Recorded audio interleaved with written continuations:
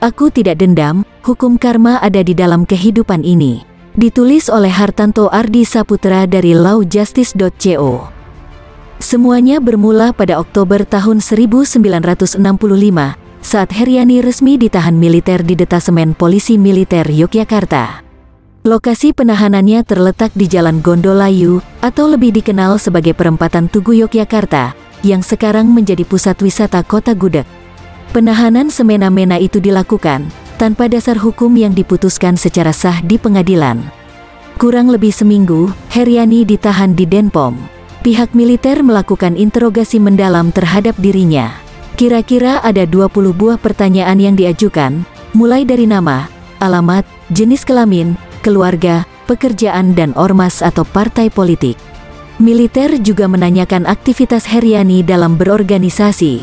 Salah satunya, ia dimintai pendapat tentang peristiwa yang terjadi pada tanggal 30 September tahun 1965. Mengenai keanggotaan ormas, Heriani saat itu mengaku anggota HSI atau Himpunan Sarjana Indonesia. Mengapa masuk HSI? Kenapa tidak masuk organisasi sarjana lainnya? Kata Heriani menirukan pertanyaan orang yang menginterogasinya. Pada tahun 1965, belum ada organisasi sarjana selain HSI. HSI adalah organisasi sarjana yang pertama berdiri, dan kemudian menyusul organisasi sarjana lainnya seperti ISRI, atau Ikatan Sarjana Rakyat Indonesia. Dalam sebuah pidato, Presiden Soekarno mengatakan agar para sarjana jangan melempem, jangan hanya hidup di Menara Gading. Sumbangkan ilmumu untuk rakyat, janganlah senantiasa berpikir ilmu untuk ilmu, tetapi ilmu untuk rakyat. Apa gunanya punya ilmu tapi tidak diperuntukkan bagi kepentingan rakyat? Heriani mengatakan, jiwanya merasa terpanggil dengan imbauan Bung Karno tersebut. Satu-satunya cara untuk mewujudkannya adalah dengan masuk organisasi. Sebab kalau berjuang seorang diri, percuma saja, tidak dapat terwujud, pikir Heriani saat itu. Setelah diinterogasi, Heriani ditahan 13 tahun lamanya. Kemerdekaan Republik Indonesia yang baru sebentar ia rasakan, seolah-olah sirna. Ia harus mendekam dari penjara ke penjara dan mengembara dalam prahara. Pengembaraan selanjutnya ialah di Lembaga Pemasyarakatan Wirogunan yang berada di Jalan Taman Siswa Yogyakarta. Letaknya 50 meter dari pendopo Taman Siswa yang menjadi cikal bakal perjuangan Ki Hajar Dewantara. Heriani bersama tahanan lainnya diangkut menggunakan truk dari Denpom ke LP Wirogunan. Sesampainya di sana, mereka disuruh masuk ke dalam bangunan tua yang dikelilingi tembok tinggi, dengan 4 buah menara kecil untuk mengintai pada keempat sudutnya. Kami diperiksa satu persatu, dan semua perhiasan termasuk jam tangan dan uang, harus ditinggal di kantor. Kami lalu dibawa masuk setelah nama-nama dicatat dan sidik jari kami diambil petugas. Ujar Heriani. Heriani ditempatkan di ruangan seluas kira-kira 4x7 meter, dengan sebuah pintu dan 2 jendela besar berjeruji besi yang tingginya 2 meter dan lebar 1 meter. Di sebelah utara dan selatan ruangan terdapat amben batu bersemen. Di sisi bangunan sebelah timur, terdapat WC yang dikelilingi tembok setinggi 1,5 meter. Kalau malam hari ada yang terpaksa buang air besar, bisa dibayangkan baunya menyusuri setiap sudut ruangan. Heriani dan tahanan lainnya tidur berjajar di atas amben batu dengan beralaskan selembar tikar. Saat makan, petugas menyediakan menu yang terdiri dari jagung grontol, sayur kubis hijau, ikan asin dan sambal. Mula-mula jagungnya lumayan banyak untuk ukuran perempuan, tetapi lama-kelamaan semakin berkurang, sehingga tinggal kira-kira 25 biji. Sedangkan tempat makanannya jauh dari ukuran bersih. Apalagi tempat sambalnya, yang ditaruh di sebuah ember kecil yang kumuh. Piringnya terbuat dari aluminium yang jelek, dengan cangkir aluminium yang ada pegangannya dari kawat. Suatu pagi para tahanan diberitahu ibu-ibu petugas, bahwa akan ada pemeriksaan oleh pasukan RPKAD, sehingga harus segera merapikan kamar. Tidak lama kemudian, masuklah serombongan tentara memakai baret merah lengkap dengan senjata mereka. Para tentara itu masuk ke kamar dan mengobrak-abrik barang-barang tahanan. Setelah mondar-mandir beberapa saat, para tentara itu meninggalkan sel. Sesaat sebelum keluar, tiba-tiba salah seorang tentara berhenti dan menoleh kepada gadis hitam manis yang berdiri di dekat pintu. Tentara tersebut mengeluarkan kalimat melecehkan.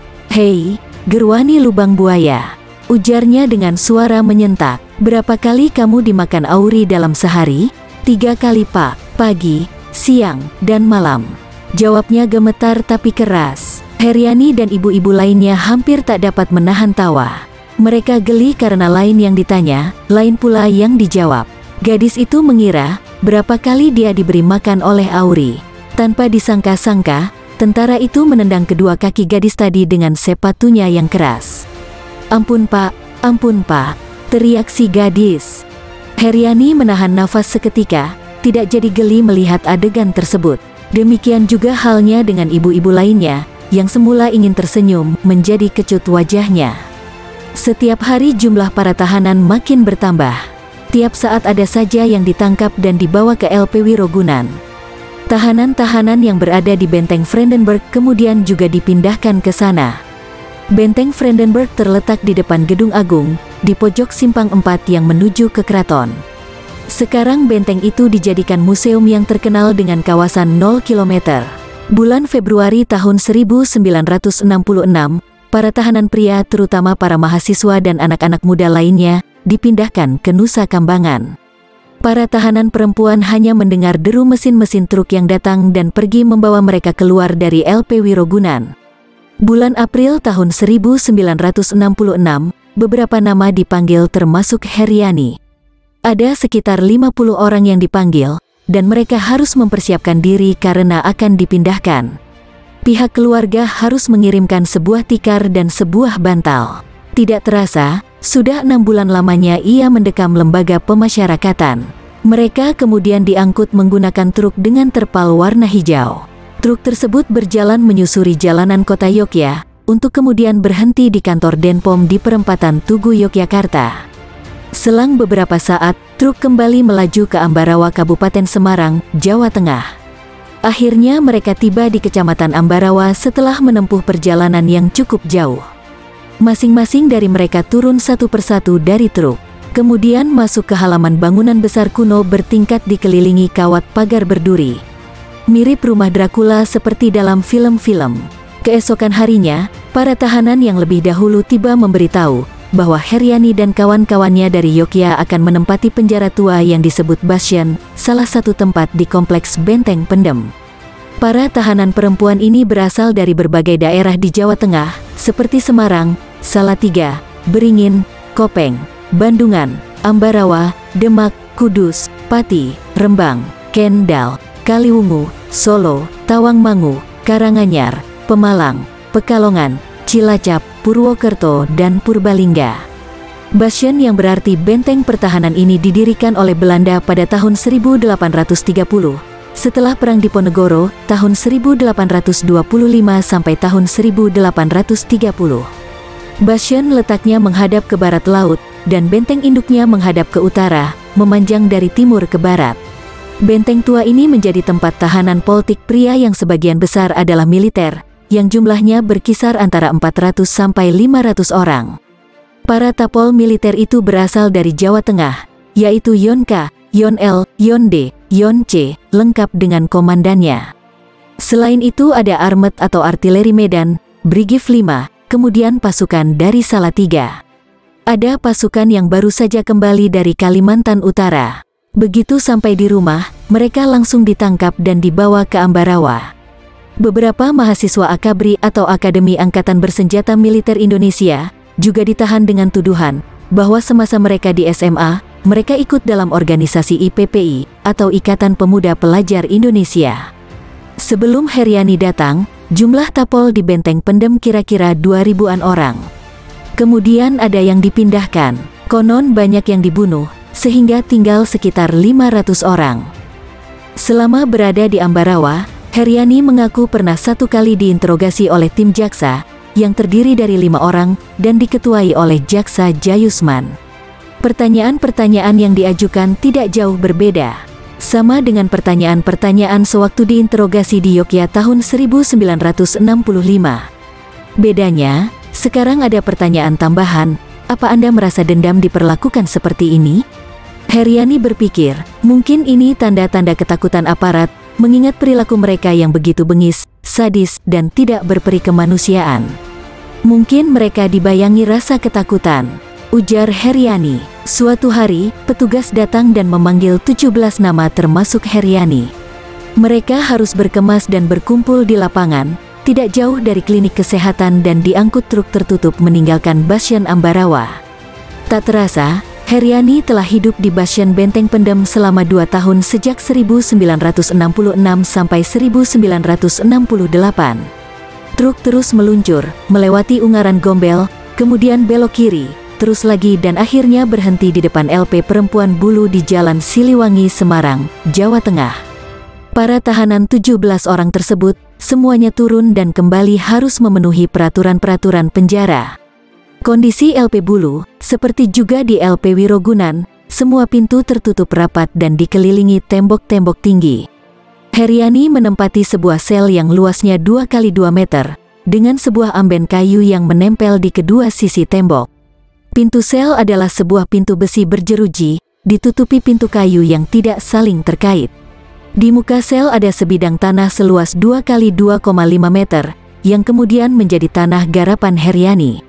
Setelah dipaculi, di tanah kecil itu Heriani menanam bayam, sawi, tels padi, cabai, dan tomat. Kemudian pada tahun 1968, terjadi penangkapan lagi. Beberapa orang ibu dan gadis-gadis dimasukkan ke LP Bulu. Mereka berasal dari Semarang, Kendal, Salatiga, Purwodadi, dan Klaten.